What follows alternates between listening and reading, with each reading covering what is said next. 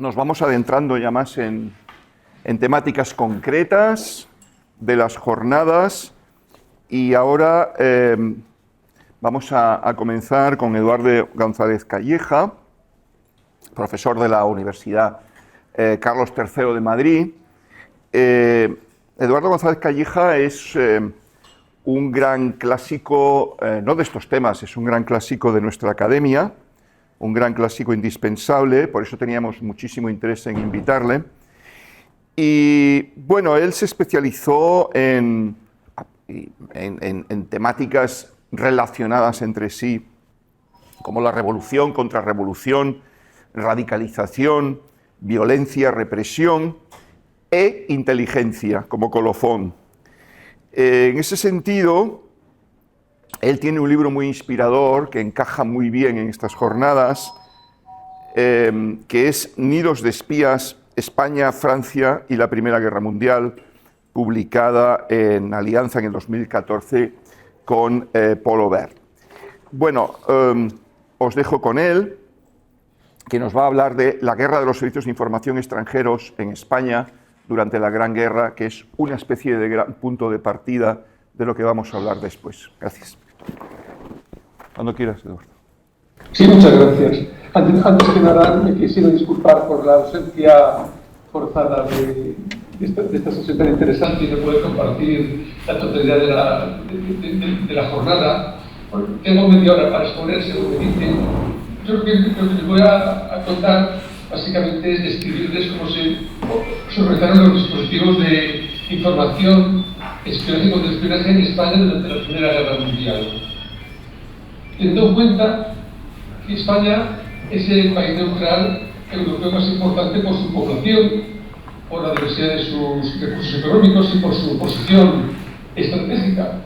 que aunque permaneciese fuera del campo de batalla, no estuvo, por supuesto, al margen del conflicto. Es que las potencias beligerantes liberaron una especie de particular combate por medio de su red de información, espionaje y espionaje, que es lo que les pretendo describir básicamente en esta intervención, centrándome sobre todo en tres países: en Francia, en Gran Bretaña y en Alemania. Yo creo que es obvio que de todas las potencias aliadas que tienen interés en España, la que realizó un mayor esfuerzo de movilización de recursos humanos y materiales es Francia, ¿no?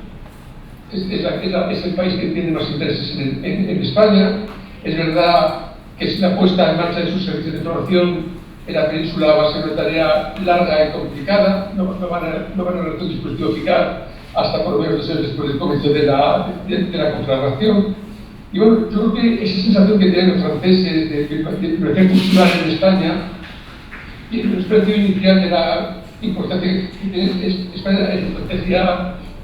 sobre todo marítima, de la guerra mundial, pues va cambiando a medida que la perspectiva de una guerra larga realiza el papel que tienen que cubrir y que tienen que cumplir los grandes países neutrales. A la altura de septiembre de 1915, el Liceo Vigo, el oficial de Estado Mayor encargado de centralizar la información sobre los eventos enemigos, plantea la necesidad de organizar un servicio de contraespionaje en España porque el país se convierte en un espacio de competencia bastante intensa, sobre todo por Alemania, ¿no? Este servicio, cuyo objetivo principal fue el control de las fronteras, se componía, repito, esto es a comienzos de la guerra, de centros y barrios que están conectados con subestaciones situadas en Zaragoza y Pamplona, mientras que el centro de Sevilla, junto con el de Málaga, pues monitoreaban las acciones alemanas y turcas en Marruecos, el contrabando de armas y las posibles complicidades españolas. Una de las actividades más perseguidas por las autoridades militares francesas fueron las transmisiones radiotelegráficas ilegales. De modo que el sistema de control telegráfico, que luego se amplió a las comunicaciones postales y telefónicas, siempre vinculada al Liceo Vigo, es decir, a la sección de información del Estado Mayor del Ejército, permitió interceptar las transmisiones procedentes de los países adversarios. Era lógico, de todas maneras, que ante la importancia que va a tener la guerra submarina en la zona del Mediterráneo, pues que el dispositivo Entonces, de vigilancia se estableciese preferentemente en el litoral. Es verdad que durante los primeros meses del conflicto la información naval, en cierto modo, está bajo mínimo por falta de dinero, pero la aparición de submarinos enemigos en el Mediterráneo desde noviembre de 1915 marca la necesidad de crear un sólido servicio de información. Este servicio estaría residente en la primera sección del Estado Mayor General de la Marina y comprendía varias subsecciones y subdivisiones, la primera de las cuales asume la gestión de las situaciones militares y los servicios secretos,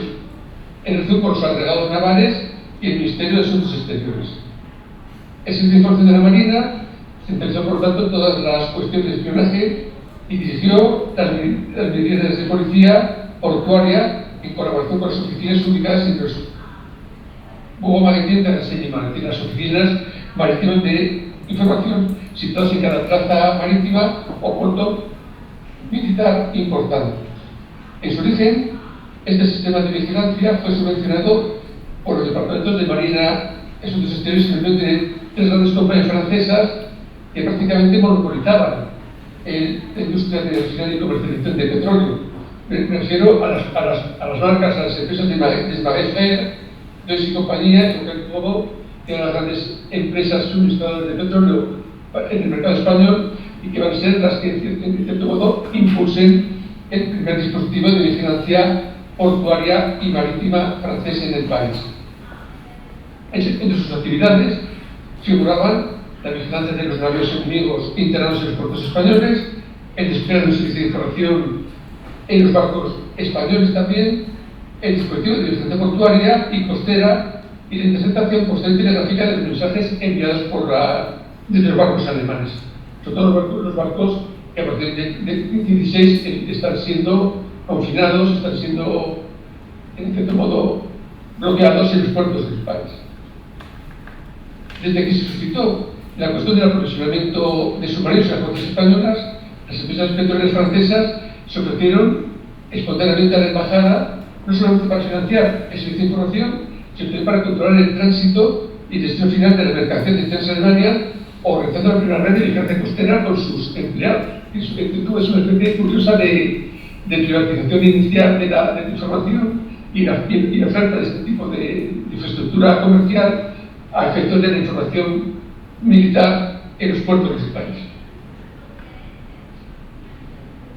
Después de la declaración alemana de guerra sobre la ultranza en febrero del 17, se intentó impulsar y hacer masificar este servicio de información marítima establecido en España y bueno, se empieza a desplegar un lanzamiento de una catarata de directrices que cambiaron de forma radical la estructura del servicio de información naval francés, convirtiéndolo en un instrumento para masificar y profesionalizar. En junio del 17 se estableció un servicio de información codificado y estandarizado. La Oficina Marítima de Información de Madrid emitió requerimientos a sus agentes para que informaran su actitud de la prensa en cada circunscripción, de la destrucción de agentes enemigos en cada sector y su papel, los incidentes con submarinos en las aguas territoriales españolas, la compraventa de navíos, el cambio de armador, su presa construcción y de botadura, la nómina de navíos destruidos averiados, etc. Toda la información que tiene que ver con la circulación marítima en el litoral español va a quedar bajo la supervisión de estas oficinas marítimas de información. La más importante, por supuesto, estaba en Madrid, vinculada a la embajada. También se vigilaba estrechamente a los capitanes de barcos neutrales o enemigos, se señalaban a los inversores sospechosos para operar su inscripción en listas negras, se revelaban los lugares donde los agentes alemanes reclutaban sus espías a bordo y se levantaban copias de la ubicación de los barcos enemigos refugiados. Por tanto, este cultivo va a crecer sin cesar en el periodo de la guerra. En el periodo del 18, este dispositivo naval de Francia y España alcanza su máxima extensión con 22 puestos a lo largo de todo el litoral y la posibilidad de extender los servicios de vigilancia hasta Argentina o México también. pero el agotamiento de la red submarina desde inicios del 18 conduce a un declive prematuro precisamente de esta visión naval encargada de la supervisión, sobre todo de los barcos confinados y de los submarinos que actuaban en la zona del Mediterráneo occidental. Aparte del francés, en todo el servicio de información aliado, por supuesto, es el británico. Como el caso Galo, sobre una parte de la embajada, de él dependían los agregados militares, navales, comerciales y de propaganda, el jefe de servicio de inteligencia de la Armada de España y el resto de los servicios de información británicos. Uno de los personajes clave de estos servicios en España fue Percy Logan, que fue enviado a Madrid en el 16, donde recibió sin dificultad al entorno aristocrático de Palacio, y bueno, debido a su intensa vida social, creó en secreto una red de información sobre temas políticos, económicos, militares y de propaganda, e informaba habitualmente también al rey de España y a la reina de España, no olvidemos era de inglés, sobre los pormenores de la política británica en relación con la guerra mundial. En el caso de Gran Bretaña, el centro neurálgico de sus servicios, por supuesto, es Gibraltar. El Peñón se convierte en el centro del dispositivo británico de investigación, información y vigilancia. Va a ser el mayor Julian Thornton, que gestionó desde allí la oficina de información naval en el Mediterráneo occidental, y como oficial de Estado Mayor asumió entre mayo y septiembre del año 15 los deberes propios de inteligencia militar ante la ausencia de un agregado naval en Madrid. De modo que hasta prácticamente la primavera del 18 el mayor Thornton se convierte en la máxima autoridad en asuntos marítimos y el oficial de inteligencia de mayor rango en España. En el caso de Alemania, resulta muy significativo que el libro de memorias del jefe de servicio secreto germano, Walter Nicolai, no haga ninguna referencia a España cuando habla del establecimiento de servicio de información del Nachrichtendienst en los países neutrales. Y este olvido yo creo que no resulta casual. Yo creo que la península es una zona estratégica y económica secundaria para Alemania, aunque con la intensificación del bloqueo aliado, los recursos estratégicos españoles fueron suscitando un creciente interés para las autoridades alemanas. Además, por culpa del bloqueo, la deportación de los países enemigos y los internamientos de los refugiados procedentes de barcos mercantes y colonias, la comunidad alemana en España pasó de 5.000 connacionales a comienzos de la guerra hasta casi los 40.000 a la altura del año 1917. Según un documento británico de finales de la guerra, el Estado de Información alemán en España estaba dividido en 4 secciones: el sector político-militar, naval, que era dirigido por sagrados naval y militar. Este grupo se dedicaba a los asuntos interiores de España, reclutaba agentes locales y mantenía un servicio de vigilancia en los hoteles más importantes de Madrid y Barcelona. En Marruecos, el servicio político apoyaba las rebeldías de jefes rebeldes como al-Resuli y Abdelmalik, con apoyo turco, ¿no? La segunda sección de propaganda se concentraba en Barcelona con el vicecónsul Albert Bogdanovic. La tercera actividad se dirigía a los asuntos económicos, sobre todo, especialmente relacionado con la producción de wolframio, que es desde la Primera Guerra Mundial un recurso muy codiciado para el mantenimiento del esfuerzo de guerra alemán. Y el cuarto y último departamento de este servicio de información era el servicio sudamericano, que se dedicaba a fomentar las actividades comerciales, prevenir el sabotaje, la acción política y la propaganda en los países latinoamericanos. Evidentemente, como el caso francés, el mayor esfuerzo se dirigió a la vigilancia en costas y puertos. Ahí el servicio alemán desarrolló 4 actividades fundamentales: el contrabando, la comunicación telegráfica de información relevante para el esfuerzo de guerra, el abastecimiento de los submarinos y el sabotaje ocasional de los barcos mercantes del Entente o neutrales que se encaminaban hacia países aliados. Sin duda alguna, el tercer cometido, el del abastecimiento de submarinos, es el que se intentó con mayor intensidad. y fue organizado por una parte por un entonces desconocido frente de navío llamado Virgen Canaris, que como saben ustedes será luego el director de la BEA, el sector de exploración militar durante la Segunda Guerra Mundial. ¿Cómo se contrarrestó este esfuerzo de despliegue informativo y también de vigilancia alemán en España? Para contrastar las acciones del Staatsdienst, del Servicio de Información de Etapas alemán, los franceses montaron un complejo servicio de vigilancia que afectó prácticamente a todas las costas del país y también a importantes ciudades del interior. Gracias a las interceptaciones de radio de marineros, agentes y sectores, se elaboraron listas negras de barcos sospechosos de militar a los 200 submarinos alemanes que pueden ser interceptados por navíos y cruceros de patrulla aliados. En los puertos se vigilaba especialmente el movimiento de los barcos españoles, sobre todo el doble juego que llevó a cabo Juan March por navíos que trabajaron sobre todo en la zona de las Baleares, ayudando alternativamente a franceses y a alemanes. También se vigiló la labor proselitista de las colonias alemanas, especialmente en Barcelona, Bilbao, Sevilla y Canarias, y las acciones de barcos refugiados y de submarinos internados en los puertos españoles que actuaron frecuentemente como centros de información, de contrabando y espionaje. Para combatir el contrabando y otros tipos de acciones enemigas en favor de Alemania, los beligerantes asumieron la práctica de las listas negras. Prácticamente desde noviembre del año 14, los aliados comenzaron a elaborar a través de agentes de países neutrales listas negras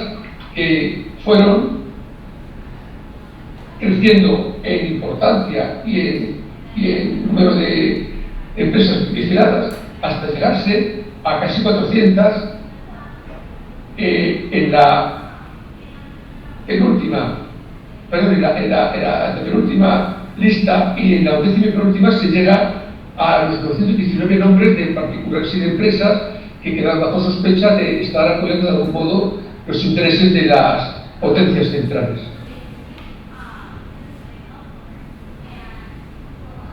En junio del 18,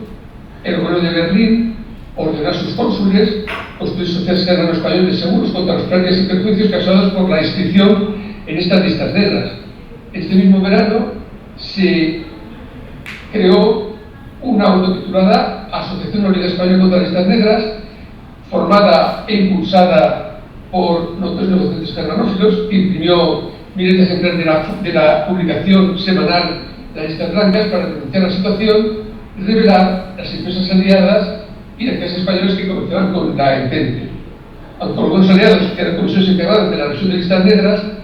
estas listas no desaparecieron hasta incluso después del final de la Primera Guerra Mundial, hasta mayo de 1919. Una parte yo creo que muy importante de la información recabada por los servicios de información franceses y británicos se destinó precisamente a la elaboración de este tipo de listas de firmas, empresas y particulares sospechosos de colaboración comercial con el enemigo.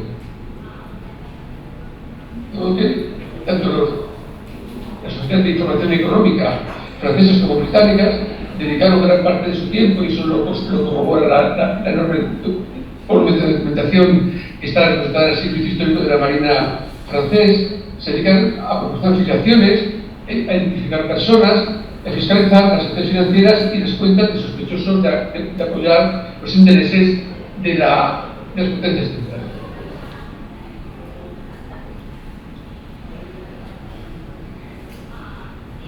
Por ejemplo, se hizo un seguimiento muy pormenorizado de las actividades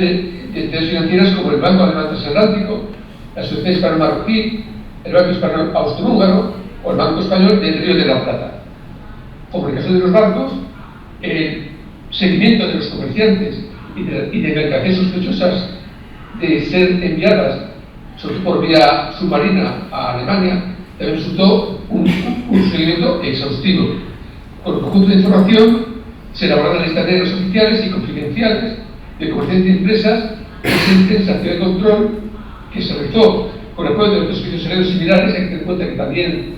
al menos Estados Unidos y Italia, tienen también un dispositivo de información en España. Pues digamos que esta colaboración entre los diferentes servicios aliados se va a mantener activa hasta bastante más allá de la finalización del conflicto mundial. Bueno, un escenario, por supuesto, destacado de esta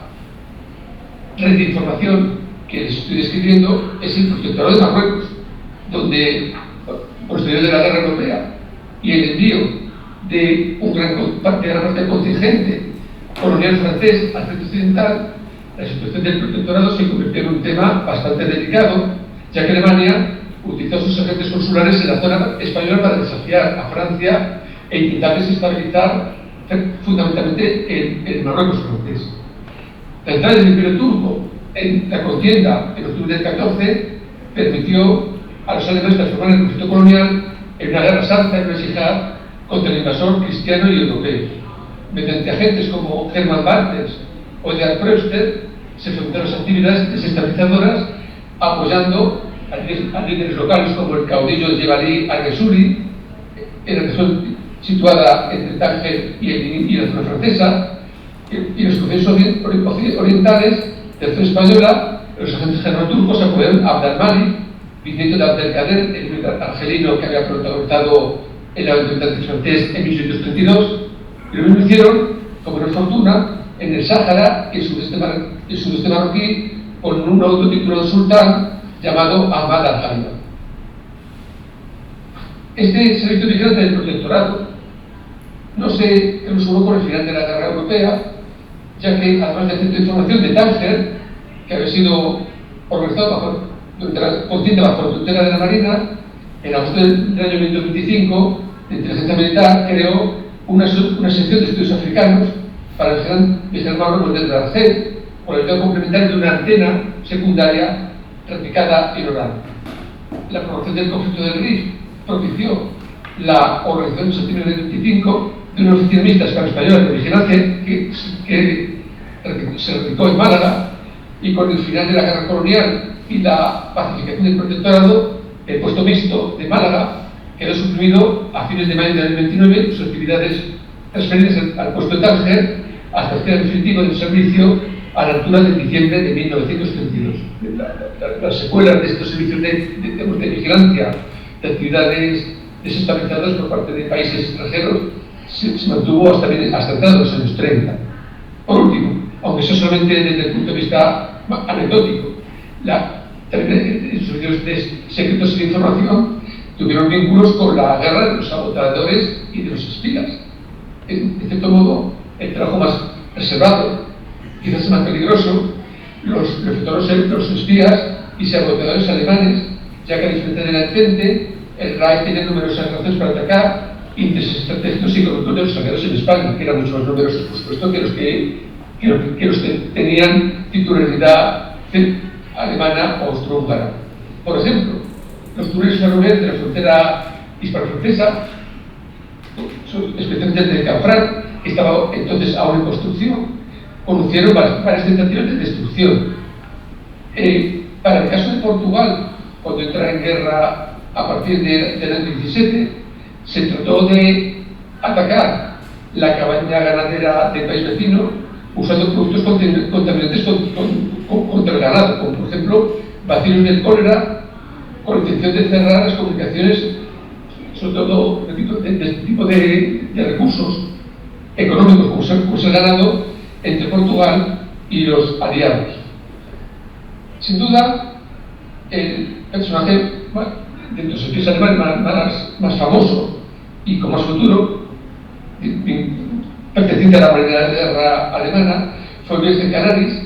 que tras ser ascendido a teniente de navío, partió en noviembre de 1915 hacia Madrid bajo nombre supuesto, con la orden de crear una red de colaboradores en los puertos españoles. A esto se dedicó durante gran parte del año 16 y bueno,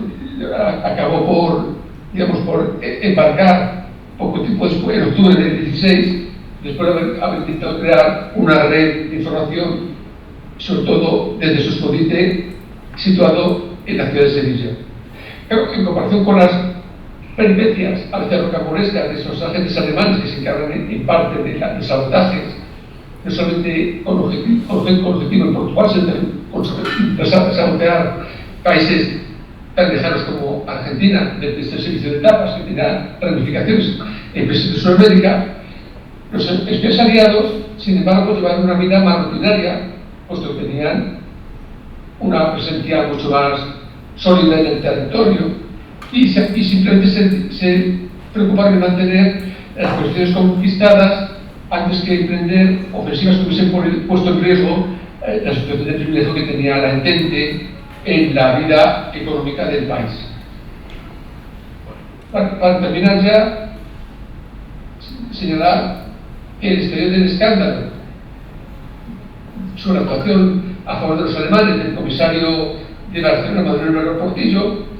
condujo a la promulgación en julio del año 18 de la llamada ley contra el espionaje y la defensa de la neutralidad, que amenazó con multas y penas de prisión a los agentes de servicio de autoridades extranjeras, pero que en realidad imponía a la prensa rigurosas medidas de censura mientras se rebajaban las penas por los delitos de espionaje.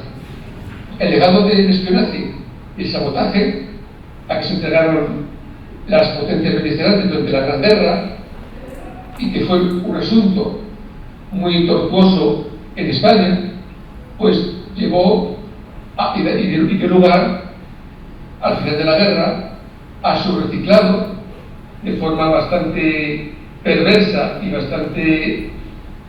involuntaria por parte de los gobiernos aliados a bandas de pistoleros que protagonizaron gran parte de la violencia social en la posguerra y que fue el preludio en sus elementos de desestabilización de la dictadura de Primo de Rivera. Es lo que os quiero comentar. Simplemente, como veis, es un pequeño esbozo de la estructura informativa de los diferentes servicios de inteligencia que los diversos beligerantes desarrollaron en Europa, centrándose solamente y fundamentalmente en lo que era la documentación francesa, que tanto Oliver como yo pues, trabajamos y elaboramos para el libro que Francisco nos comentó que publicamos hace ya más de una década. Muchas gracias y si queréis hacer alguna pregunta estoy a vuestra disposición.